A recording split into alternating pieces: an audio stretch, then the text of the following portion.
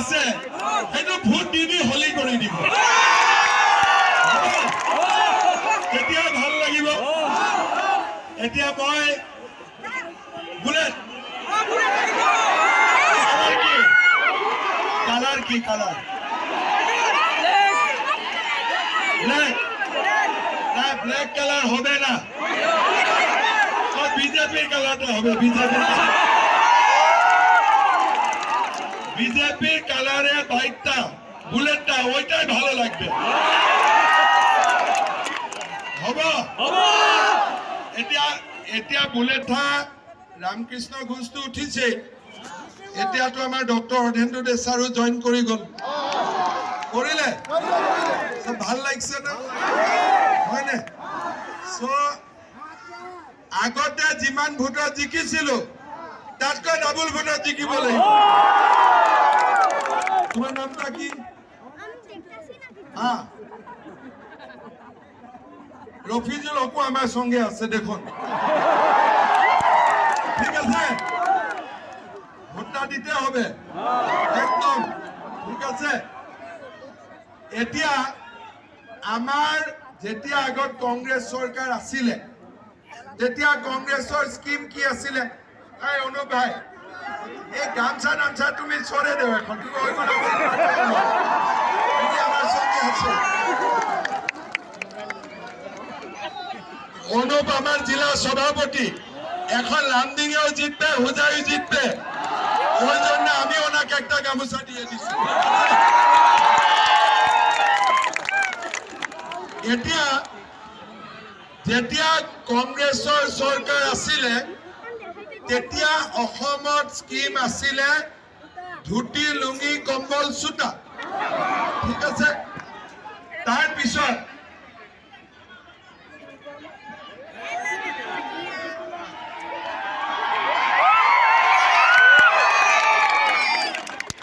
এতিয়া 5 বছৰ বিজেপি চৰকাৰ চলিলে প্ৰথমতে যেতিয়া বিজেপি চৰকাৰ আহিলে 58 লাখ ফ্যামিলি এতিয়া চাউল ঘৰত ফ্ৰী পায়নে একটা ধুতি একটা কম্বল একটা সুতা আৰু একটা আঠুৱা চাৰিটা যোগ কৰিলে হ'ব 1000 টকা হয়নে এতিয়া 35 কেজি কৈ চাউল যদি প্রত্যেক মাসিক আমি ফ্রি পাও 20 টাকা করে কিমান হয়ে গল 700 টাকা হয় না হয় কলেজত একটা লড়ার এডমিশনত লয় 12000 টাকা হয় না আজিকালি সেমিস্টার উলাই গল সব প্রত্যেক বছর একবার এডমিশন লাগে টোটাল লাগি গল 36000 রুপিস হয় না কিতাব আগতে ক্লাস 8 আছিল এতিয়া 9 10 11 12 আৰু ডিগ্ৰীত পঢ়া লৰাৰ বেংক একাউণ্টতো আহি আছে 1500 টকা ঠিক আছে তাৰ পিছত বেমাৰ হলে অটল অমৃত অভিযান আহি গল আয়ুষ্মান ভাৰত আহি গল আৰু এই বছৰ আমি আৰম্ভ কৰিলো স্বয়ং আৰু অৰুণোদয়ত মহিলা পাব মাহত 830 টাকা চাউলত পালে 800 টাকা 1630 টাকা আৰু বছৰে লৰা ছোৱালীৰ এডমিশন কিতাপের মাসুল নাই ফ্রি তো এটা ধুতি লুঙ্গি খুটা কম্বলত বেশি হল না এতিয়া কংগ্রেসে দিয়েছে গ্যারেন্টি ঠিক আছে এতিয়া চিন্তা কৰক যেতিয়া 70 বছর সরকার আসিলে জওহরলাল নেহরু হল ইন্দিরা গান্ধী হল রাজীব গান্ধী হল রাহুল গান্ধী হল সোনিয়া গান্ধী হল তেতিয়া গ্যারেন্টি কাম নাই এতিয়া যেতিয়া পাবলিকে সরকার পৰা খেদি দিলে এতিয়া গ্যাৰেন্টি দি আছে চিন্তা কৰক গ্যাৰেন্টি দিলে আগতে গ্যাৰেন্টি দিব লাগিছিল আগতে দিলা ধুতি লুঙ্গি সুতা কম্বল আৰু এতিয়া দি আছে গ্যাৰেন্টি এই গ্যাৰেন্টি পাৰ্টি পৰা ডেঞ্জাৰ পাৰ্টি হয় বাপৰে হয়নে একেদিন মোক কৈ আছে ডেইলি টিভি খুলো, আজি বোলে প্ৰিয়ংকা গান্ধী, কালি বোলে ৰাহুল গান্ধী। আৰে বাবা কি হ'ল, গোটেই অসমটো গান্ধী গান্ধী। যেতিয়া মই কংগ্ৰেছৰ এজন মানুহক ফোন কৰিলো, ইমান প্ৰিয়ংকা গান্ধী ৰাহুল গান্ধী কিয় আহি আছে? বোলে দাদা এইবিলাকতো আপুনিয়ে মাতি আনি আছে। বোলে মই, আৰে বাবা এইটো কি বদনাম কৰি আছো, মইতো মাতা নাই, মইতো মাতিলে মোদীকহে মাতিম। বোলে দাদা এই যে অসমত এতিয়া কভিড নাই, আপুনি কভিড কন্ট্ৰোল কৰিলে, গতিকে বেলেগ জায়গাত কভিডৰ ভয়ত নাযায়, অসমতে আহি আছো। আৰু আজি আপোনালোকে চিন্তা কৰক, যেতিয়া কভিড আছিল 1 বছৰ, ৰাহুল গান্ধী অসমত আহিছিল? প্ৰিয়ংকা গান্ধী অসমত আহিছিলে?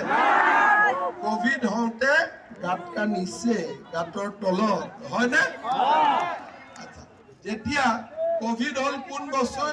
লাষ্ট ইয়াৰ 22 মাৰ্চ আছিল জনতা কাৰফিউ, তাৰপিছত লকডাউন।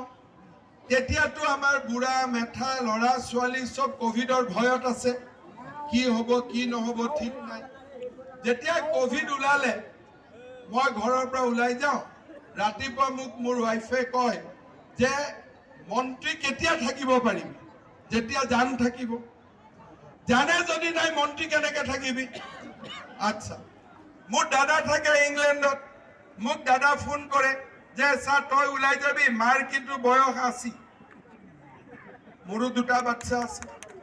তো যেনেকে ৰাহুল গান্ধী সোনিয়া গান্ধী ঘৰৰ পৰা ওলোৱা নাছিলে, ময়ো ঘৰৰ পৰা নোলোৱাকৈ থাকিব পাৰিলোহেঁতেন। কিন্তু অসমৰ মানুহৰ যেতিয়া বিপদ হৈছিল, তেতিয়া মোৰ পৰিয়াল এক জায়গাত, হস্পিটালে আইসিউয়ে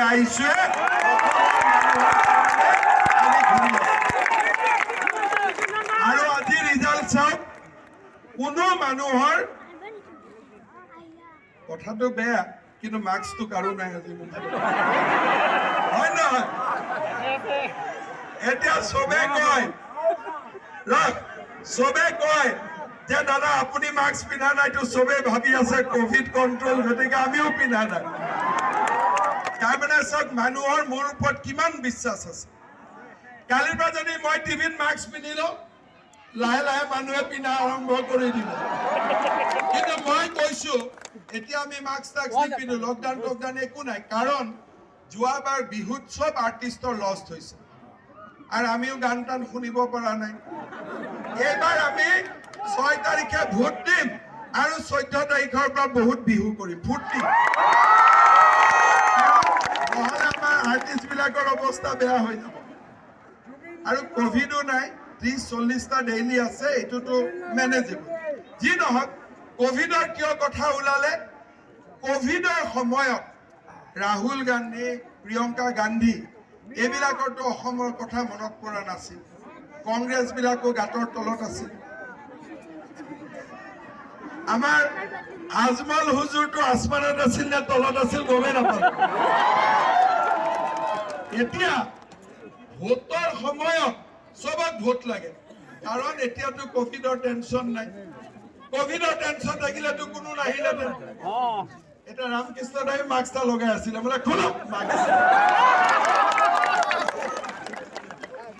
হাঁহিবই লাগিব। এতিয়া মোৰ টাৰ্গেটটো হ'ল, যোৱাবাৰ হোজাই সমষ্টিত 16,000 মোৰ মা অৰুণোদয় পাইছে, 830 টকা মাহত মই কলো।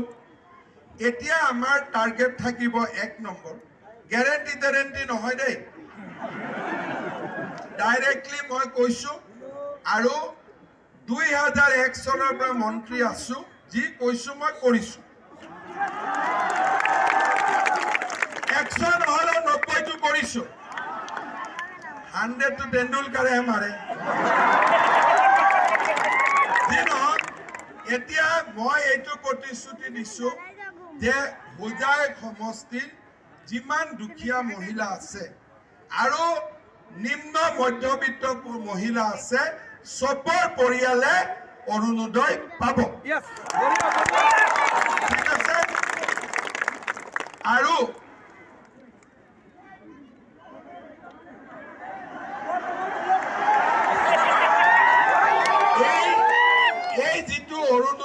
আঁচনি আছে এইটো আমি মাহত 830 টকাৰ পৰা প্ৰত্যেক মাহত আমি 3000 টকা কৰিম 830 টকাৰ পৰা 3000 টকা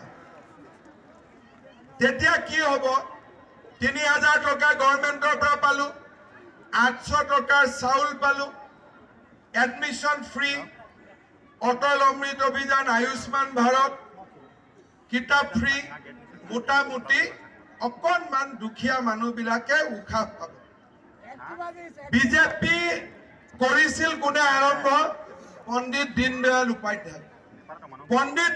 উপাধ্যায় আমাক কি কৈছিলে মহাত্মা গান্ধীয়ে কৈছিলে সৰ্বোদয় বিনোৱাভাৱে কৈছিলে সৰ্বোদয় তাৰমানে সকলোৰে মানুহৰ ঘৰত পোহৰ পৰক সকলো মানুহে এটা ভাল জীৱন যাপন কৰক দীনদয়াল উপাধ্যায়ে কৈছিল যে সকলোৰে কথা আমি চিন্তা কৰিম কিন্তু প্ৰথম আমি চিন্তা কৰিম অন্ত্যোদয় তাৰমানে মিটিঙৰ লাষ্টত লাইনৰ লাষ্টত যি মানুহ আছে তাৰ কথা আমি আগত চিন্তা কৰিম লাইনৰ আগৰ মানুহক আমি পিছত চিন্তা কৰিম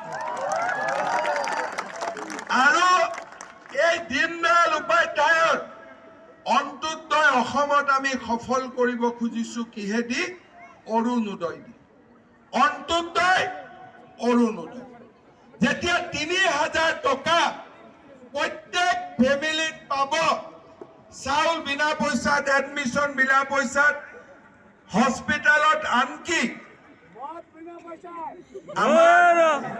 হাৰ্টৰ অপাৰেশ্যনৰ কাৰণেও পইচা দিব নালাগে দুখীয়া দৰিদ্ৰ আৰ্তজনৰ কাৰণে সেইটোৱে হ'ব আমাৰ অন্ত্যোদয় বিজেপিৰ কাম এইটোৱে যে লাইনৰ শেষত থকা মানুহখিনিক আগত লৈ আহিব লাগে আজি মোৰ মাসকলে মই হোজাইত কিমান আছে নাজানো